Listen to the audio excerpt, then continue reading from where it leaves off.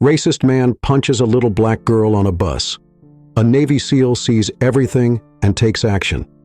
I have the dream of reaching 5,000 subscribers before the end of the year. Subscribe, leave your like, and be part of this dream too. Thank you. The bus rattled down the uneven road, the sound of its engine blending with the murmur of passengers. Among them was Aria, a bright-eyed 8-year-old with her braids tied neatly with red ribbons. She clutched her school bag tightly, her legs swinging off the seat as she glanced out of the window, enchanted by the passing cityscape. Next to her sat an older man with flushed cheeks. His alcohol-soaked breath thick in the air. He swayed slightly, mumbling incoherently to himself. His presence made the passengers uneasy, but Aria seemed to ignore him, her attention fixed on the world outside. At the back of the bus, a broad-shouldered man sat silently, his muscular frame barely fitting into the narrow seat. His gaze was steady and observant. The man, Travis Barrett, was a retired Navy SEAL, recently returned from a decade of deployments, seeking peace in the mundane. He had chosen to take the bus that day, blending into the crowd, but his keen instincts never truly rested. He scanned the passengers out of habit, noting their body language and the subtle shifts in the air that spoke of tension. The atmosphere shifted abruptly when the man next to Aria began to speak louder, his slurred words laced with disdain. His eyes narrowed as he looked at the little girl. Other passengers exchanged worried glances, but remained silent, unwilling to provoke the escalating situation. Aria's innocence and calm demeanor seemed to agitate the man further, and his drunken tirade took a darker turn. "You people think you own everything," he spat, his voice rising above the hum of the bus. Aria turned to him, confused and scared, her wide eyes questioning his anger. Before anyone could react, the man's fist flew through the air, landing a sharp blow to Aria's cheek. The bus fell into a shocked silence, passengers frozen in disbelief. But not Travis. The moment he saw the man's hand move, his military training kicked in. In an instant he was out of his seat, his towering presence now casting a shadow over the drunk man. Travis's voice, low and authoritative, cut through the tension like a knife. "You've made a mistake you're going to regret." The bus seemed to hold its breath as Travis loomed over the man. The passengers, still stunned by the audacity of the act, slowly began murmuring among themselves. Aria, clutching her cheek, let out a soft whimper, her wide eyes filling with tears. Travis crouched briefly, his hand gentle as he checked Aria's face for injury. "Are you hurt, sweetheart?" he asked, his deep voice carrying a surprising warmth. She nodded hesitantly, too shocked to form words. Travis's jaw tightened, and his gaze shifted to the man who had struck her. The drunkard, now fully aware of the towering figure before him, slurred out a defensive, "She deserved it. Sitting there like she owns the place." His words, drenched in venom, ignited a spark in Travis's steely eyes. Slowly, methodically, Travis straightened to his full height, his hands clenched into fists by his sides. The bus felt smaller, the tension heavier as the passengers watched the confrontation unfold. "You're going to apologize," Travis said, his voice low but firm, carrying the weight of someone used to being obeyed. The man laughed nervously, his bravado faltering under Travis's unrelenting glare. "Or what?" he challenged, though his voice quivered. Travis stepped closer, his movements deliberate, and the man shrank back into his seat. "Or I'll make sure you remember this moment every time you think of raising your hand to someone weaker than you." The passengers began to shift in their seats, emboldened by Travis's stance. A young woman pulled out her phone, recording the scene, while an elderly man muttered, "About time someone stood up to people like him." Travis wasn't looking for praise. His focus remained locked on the man before him. "You think your size or your drunken rage gives you power?" Travis said, his tone sharp. "Real strength isn't about intimidation. It's about protecting those who need it most." The bus driver, having finally stopped the vehicle, called out, "What's going on back there?" But Travis didn't look up. This was far from over. The bus driver, a burly man with a deep voice, stepped into the aisle, his presence commanding attention. Hey, what's going on here?" he demanded, his gaze darting between Travis and the drunk man. Before anyone could explain, a middle-aged woman from the front of the bus shouted, "That man hit the little girl. Someone call the police!" Her words sent a ripple through the passengers, many of whom now voiced their outrage. The atmosphere, once silent and tense, became charged with anger and indignation. Travis turned to the driver, his tone calm but authoritative. "Call the police. This man assaulted a child." The driver nodded, pulling out his phone to dial. The drunkard, now realizing the gravity of his situation, began to squirm in his seat. Wait, this is all a misunderstanding," he stammered, holding his hands up defensively. Travis's eyes narrowed. "You don't misunderstand punching a defenseless child," he said, his voice a low growl. As the bus remained stationary, passengers began surrounding the drunk man, forming an impromptu barrier. Some recorded the scene on their phones, while others offered comfort to Arya, who was still visibly shaken.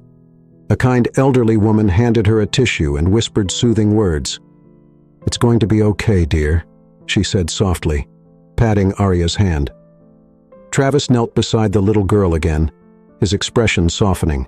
"Arya, do you have someone waiting for you at home?" he asked gently. She nodded, her voice barely above a whisper. "My mom." The drunk man attempted to push past the growing crowd, mumbling something about leaving, but Travis's hand shot out, firm and unyielding. "You're not going anywhere until the police get here," he said. The man's face turned pale as he realized there was no escape.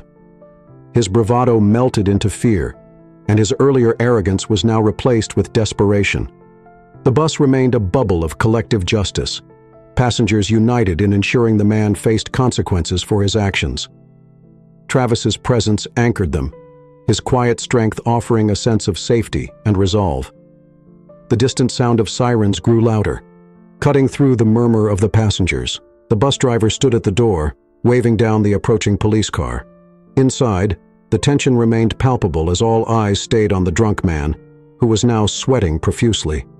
He muttered to himself, alternating between weak protests and half-hearted apologies. Travis stood firm, his imposing figure blocking any path of escape. His calm demeanor only heightened the gravity of the moment. Arya sat with her small hands cradling her cheek, the redness of the impact still visible. Several passengers offered her comforting smiles and words of encouragement.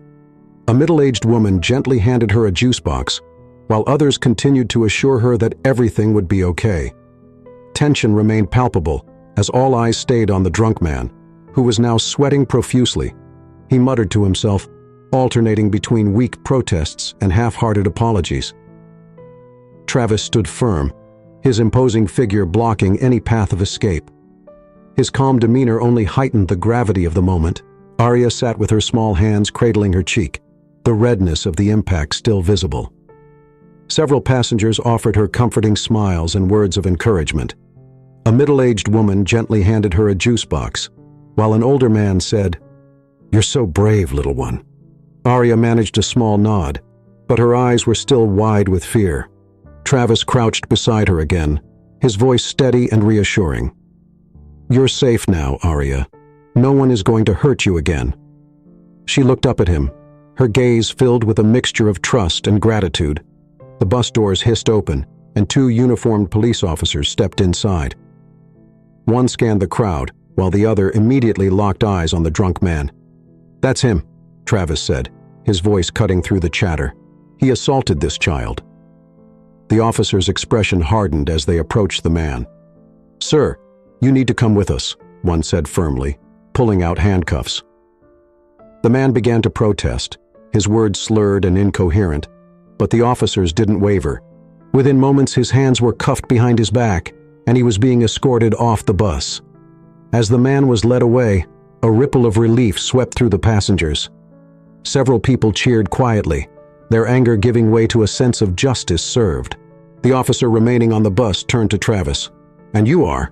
Travis extended his hand. "Travis Barrett. I intervened when he hit the girl." The officer nodded appreciatively. "We'll need your statement, Mr. Barrett, and the girl's mother should be contacted." Travis turned to Arya, crouching down to her level. "Arya, "Do you know your mom's phone number?"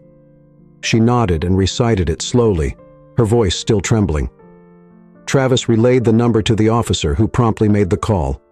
The passengers began to settle, their chatter now filled with praise for Travis and sympathy for Arya. Travis, ever watchful, stayed by Arya's side, his protective instincts still on high alert.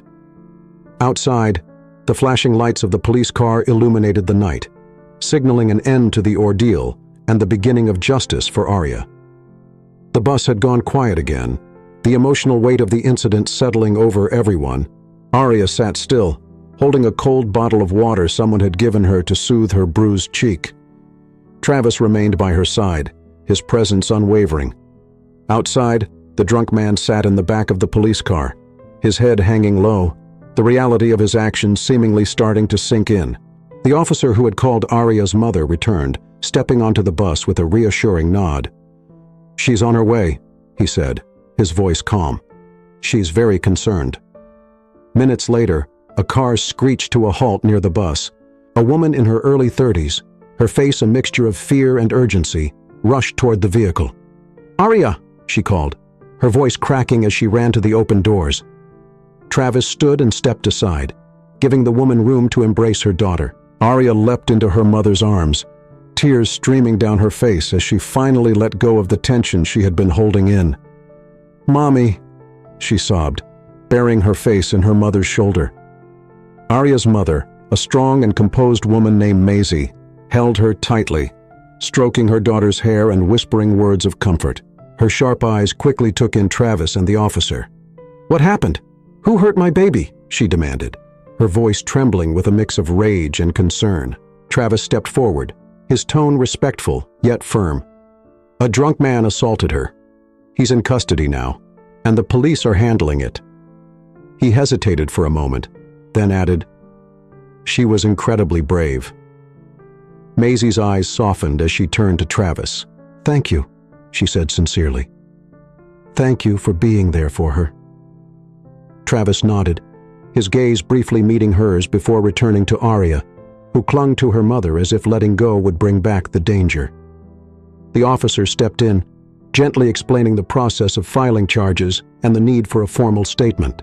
Maisie listened intently, nodding as she absorbed the information. Her composure returned, and she assured them she would do whatever was necessary to ensure justice was served. As the bus began to empty, passengers stopped to offer Maisie and Arya words of support. Some praised Travis for his actions, while others expressed their outrage at the drunk man's behavior. Travis, ever humble, deflected the attention, focusing instead on ensuring Arya was okay. "She's strong," he said quietly to Maisie as the bus emptied out. "Stronger than she should have to be." Maisie's eyes glistened with unshed tears as she nodded. "She gets it from her mother," she replied with a bittersweet smile. With the bus now emptied of passengers, Travis stood by the door, watching as Maisie held Arya tightly. The flashing police lights outside had dimmed, signaling that the officers were wrapping up their work. One officer approached Maisie, handing her a card. "We'll need you to come to the station tomorrow to give your statement," he said kindly. Maisie nodded, her arm protectively wrapped around Arya. "I'll be there, whatever it takes to make sure he's held accountable." Travis stepped back slightly, ready to disappear into the background as he always did. Maisie noticed his retreat and called out, "Wait!" He turned, his expression calm but questioning. "I don't even know your name," she said, her voice filled with gratitude. "You saved my daughter. I want to thank you properly." Travis hesitated before responding. "Travis Barrett," he said simply, "and there's no need for thanks. Anyone would have done the same." Maisie shook her head firmly. "Not everyone," she said, her voice tinged with emotion. "What you did took courage. You didn't just protect her, you stood up for her when no one else did." Travis's expression softened slightly, but he remained humble. "I just did what was right," he replied. "Arya didn't deserve what happened to her. No one does." His words carried the weight of someone who had seen too much injustice in the world. As the police car pulled away with the drunk man inside, Arya reached out toward Travis. "Thank you, Mr. Travis," she said softly, her voice filled with sincerity. Her small hand slipped into his, and for the first time that evening, a faint smile broke across Travis's face. "You're welcome, Arya," he said gently. "You're a brave little girl. Don't ever forget that." Maisie's car was parked nearby, and as she led Arya toward it, she turned back one last time. "If you ever need anything, Travis, you'll always have our gratitude," she said. Travis nodded, but didn't respond. As they drove away, he stood silently by the side of the road, the weight of the evening settling over him. He had spent years protecting others in war zones, but moments like this reminded him why he had chosen that path. The bus driver approached him, breaking the silence. "You've got a good heart," he said, clapping Travis on the shoulder. "Not everyone would have done what you did tonight." Travis shrugged, his gaze still fixed on the fading taillights of Maisie's car. "Sometimes doing the right thing is all that matters," he said quietly. With that, he stepped off the bus and into the night, his figure disappearing into the shadows, a quiet hero who expected nothing in return. The night was quiet as Travis walked the dimly lit streets, his footsteps steady and deliberate. His thoughts drifted to Arya's tear-streaked face, the fear in her eyes, and the gratitude of her mother. It wasn't the first time he'd stepped in to protect someone, but this encounter felt different. Travis had spent years on battlefields fighting enemies in foreign lands, but the war against injustice at home always seemed far more personal. Travis's apartment was modest, tucked away in a quiet part of the city. The walls were bare except for a single framed photograph on the mantel, a picture of his Navy SEAL team. Their faces were young and determined, each man wearing a proud but weary smile. Travis picked up the photo, his fingers tracing the faces of his brothers in arms. "We fought for something bigger than ourselves," he muttered, his voice heavy with emotion. But tonight's events reminded him that the battle never really ended. It just changed form. Sitting at the small kitchen table, Travis poured himself a glass of water, his mind replaying the scene on the bus. He couldn't shake the thought of Arya's vulnerability, the fragility of her trust shattered in an instant by a man who should have known better. Travis had faced countless dangers, but seeing a child harmed for no reason struck a chord deep within him. Deeper than he expected, it brought back memories he had buried long ago, of his own childhood, marked by a father who wielded his fists more often than his words. Travis leaned back, his gaze fixed on the ceiling. He had spent his life trying to be the opposite of the man who raised him, dedicating himself to protecting others and standing against bullies in any form. Tonight had been a reminder of why that mission mattered, yet it also stirred a longing he couldn't ignore, the desire for connection, for a purpose beyond being a silent guardian in the shadows. As the hours passed, Travis sat in silence, his mind torn between the weight of his past and the hope he'd seen in Arya's eyes. He didn't know what tomorrow would bring, but one thing was certain. He would continue to fight for what was right, no matter the cost. Outside, the city buzzed with life, oblivious to the quiet resolve of the man who had once again proven that true strength lies not in fists, but in the courage to protect the vulnerable. The morning sun filtered through the blinds in Maisie's modest apartment as Arya sat at the kitchen table, poking at a bowl of cereal. Her cheek was less swollen now, but the emotional wounds were still fresh. Maisie, sitting across from her, sipped her coffee and watched her daughter closely. "Sweetheart, how are you feeling?" she asked gently, her voice tinged with concern. Arya hesitated, her small fingers tracing the edge of the table. "Why did that man hit me, Mommy?" she finally asked, her voice trembling. The question pierced Maisie's heart. She reached across the table, taking Arya's hands in hers. "Sometimes people are mean because they're angry or scared inside," she said carefully. "But what he did was wrong, and he's going to face the consequences." The doorbell rang, breaking the heavy silence. Maisie got up, glancing through the peephole before opening the door. Standing there was Travis, his tall frame filling the doorway, holding a small bag in his hand. "I wanted to check on Arya," he said, his voice low but kind. Maisie stepped aside, motioning him in. "That's very thoughtful of you. She's at the table." Arya's face lit up when she saw Travis. "Mr. Travis," she exclaimed, running to him. He crouched to her level, a faint smile breaking across his serious face. "Hey, brave girl, how's the cheek?" She touched it gingerly. "It's better," she said. Travis handed her the bag. "I thought you might like this." Inside was a small teddy bear, soft and cuddly, with a tag that read, "Stay strong." Arya hugged it tightly, her smile growing wider. "Thank you," she whispered. Maisie watched the interaction, her heart swelling with gratitude. "You didn't have to do that," she said, her voice soft. Travis stood, his gaze meeting hers. "I wanted to," he replied simply. "Kids like Arya remind me why it's important to stand up when it matters." His words lingered in the air, resonating deeply with Maisie. She offered him a seat, and as they sat down, she said, "You're welcome here any time, Travis." The three of them spent the next hour talking, the heaviness of the previous day slowly giving way to lighter moments. Arya giggled as Travis shared funny stories from his time in the Navy, carefully chosen to make her smile without revealing the harsher realities of his past. For a while, it felt like a family moment, unexpected but comforting. Travis left later that morning, but as he walked away, he couldn't shake the feeling that something had shifted.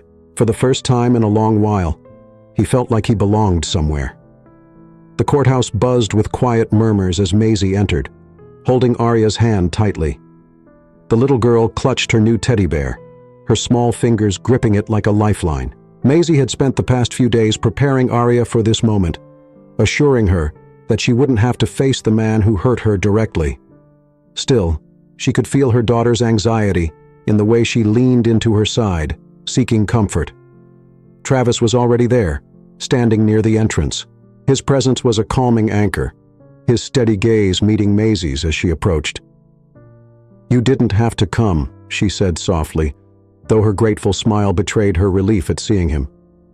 Travis shook his head. "Yes, I did," he replied firmly. "Arya deserves to know she's not alone." The proceedings were brief but intense. The man, now sober, sat hunched in his seat, avoiding eye contact with anyone in the courtroom. His lawyer attempted to downplay his actions, citing his intoxicated state as a mitigating factor. Maisie felt her blood boil at the excuses, but she kept her composure, focusing on holding Arya close. When it was Maisie's turn to speak, she stood tall, her voice clear and unwavering. "My daughter is only 8 years old," she began, her eyes locking on the judge. "She didn't deserve to be attacked for simply existing. This wasn't just an assault on her body. It was an assault on her innocence, her sense of safety in the world, and no amount of apologies or excuses can undo that." The judge nodded solemnly, taking in Maisie's words before turning his attention to the defendant. After reviewing the evidence, including witness statements and the video footage from the bus, the judge delivered his verdict. The man was sentenced to jail time for his actions, with additional mandatory counseling and community service. The courtroom let out a collective sigh of relief, though Maisie knew the road to healing was far from over. Outside, Travis waited with Arya, while Maisie finalized some paperwork. He knelt beside her, his voice gentle. "You did so well in there, Arya. You're stronger than you think." She nodded, her grip on the teddy bear loosening just slightly. "Will he hurt anyone else now?" she asked quietly. Travis shook his head. "No, he won't. Not after today." Maisie joined them moments later, her expression one of quiet determination. "It's over," she said, more to herself than anyone else. Travis placed a reassuring hand on her shoulder. "You've done right by Arya," he said. "That's what matters most." Maisie smiled at him, feeling the weight of the ordeal begin to lift. For the first time in days, she allowed herself to hope that they could move forward, stronger together. Weeks passed since the trial, and life had started to settle into a new rhythm for Maisie and Arya. The scars from that fateful night were slowly healing, though the memories lingered. Maisie noticed Arya growing quieter, her once boisterous energy subdued. She decided it was time to bring some light back into their lives, and she knew just the person to help. On a crisp Saturday morning, Maisie invited Travis over for breakfast. The smell of pancakes filled the cozy apartment as Arya sat at the table, her teddy bear propped up beside her. When Travis knocked, Arya was the first to leap up and open the door, her face lighting up at the sight of him. "Mr. Travis!" she exclaimed, pulling him inside. Travis grinned, holding up a small potted plant. "Thought your teddy might like some company," he said, handing it to her. Arya giggled, placing the plant next to her bear. Over breakfast, the atmosphere was warm and easy, the three of them sharing moments that felt like the beginnings of something new, stories and laughter. Travis's presence had become a source of comfort for both Maisie and Arya, a steady reassurance that they weren't alone. As they ate, Maisie noticed something she hadn't seen in a while. Arya's eyes sparkled again. It was a small victory, but it meant the world. After breakfast, Travis suggested a walk in the park. Arya was thrilled at the idea, bundling up in her jacket and grabbing Travis's hand as they stepped outside. The park was bustling with life, children playing, dogs chasing balls, and couples strolling hand in hand. For a while, the world seemed normal again, the shadows of the past fading into the background. As they walked, Maisie fell in step beside Travis. "You've been good for her," she said quietly, her voice filled with gratitude. Travis glanced at her, his expression thoughtful. "She's a special kid," he replied. "And you're an incredible mom. The strength you've shown through all this, it's inspiring." Maisie looked down, a small smile playing on her lips. "I've had help," she admitted. Meeting his gaze for a moment, the world around them seemed to pause, the connection between them undeniable. But before either could say more, Arya called out, pointing excitedly at a group of ducks near the pond. "Look, they're so funny," Travis chuckled, breaking the moment. "Let's go see," he said, his voice light. As the three of them moved toward the pond, the future felt a little brighter. They had faced darkness and come through it together. And though the road ahead was uncertain, one thing was clear. They had found something in each other worth holding on to. As the days turned into weeks, Travis became a regular presence in Maisie and Arya's lives. It started with small gestures, a quick visit to check on them after work, bringing over groceries when Maisie mentioned she was running low, or helping Arya with her homework. His calm demeanor and unwavering support created a sense of security that Maisie hadn't realized they'd been missing. One evening, Maisie invited Travis for dinner. It was a casual affair, the kind that had become familiar over the past few weeks. Arya had insisted on helping with the cooking, and the kitchen was filled with laughter as she proudly flipped pancakes while Maisie supervised. Travis arrived just as the table was being set, his presence as steady and warm as ever. As they ate, the conversation turned to Travis's past. Arya, ever curious, asked, "Mr. Travis, were you really a soldier?" Travis nodded, a faint smile crossing his face. "I was," he said. "I traveled to a lot of places and worked with a team to keep people safe." Arya's eyes widened.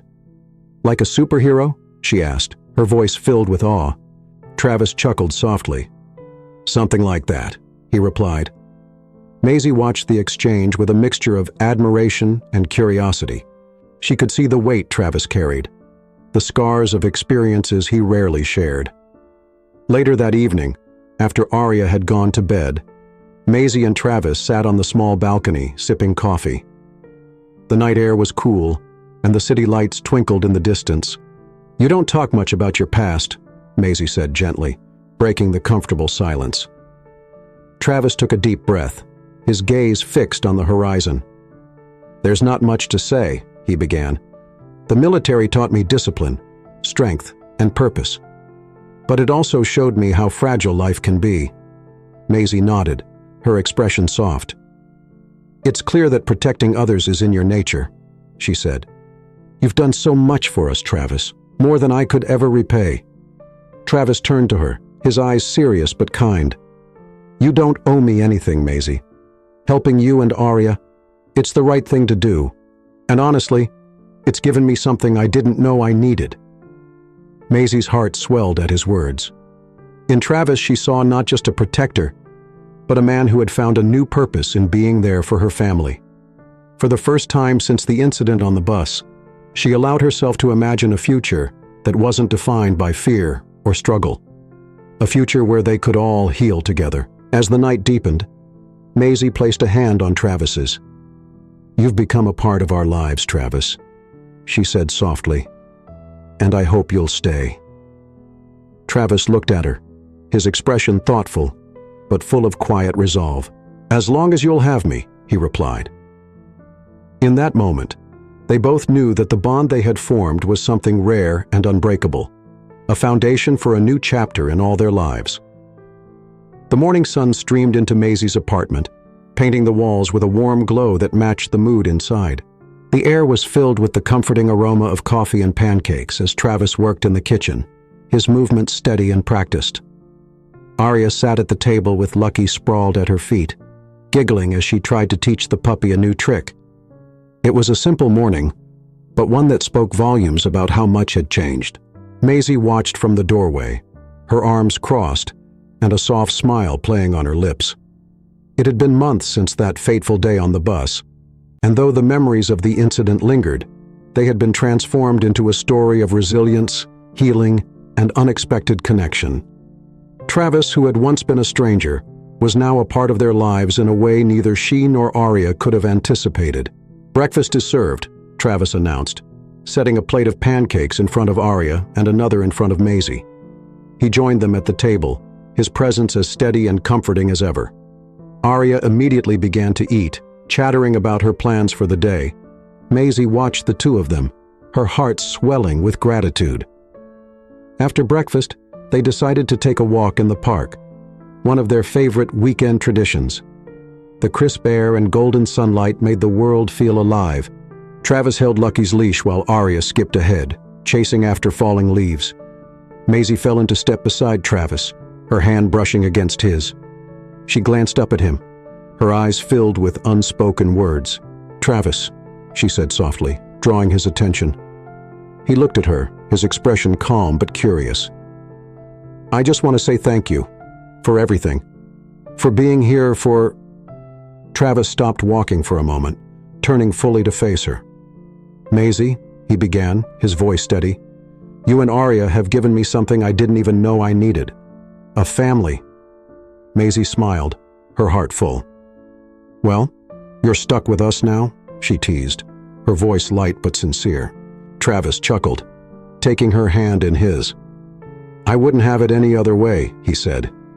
As they reached the pond, Arya ran back to them, her laughter filling the air. "Come on, slowpokes," she called, waving them over. Together they walked toward the water, the three of them side by side. It wasn't just another day in the park. It was the beginning of a new chapter, one filled with love, hope, and the unshakable bond of a family that had found each other against all odds. For Travis, Maisie, and Arya, the story wasn't about what they had been through, but about what they had built together, a life where they could heal, grow, and face the future with open hearts. And in that moment, under the golden sky, they knew they had found their forever. Thank you all for watching until now. If you made it here, comment justice and see you next time. Hugs.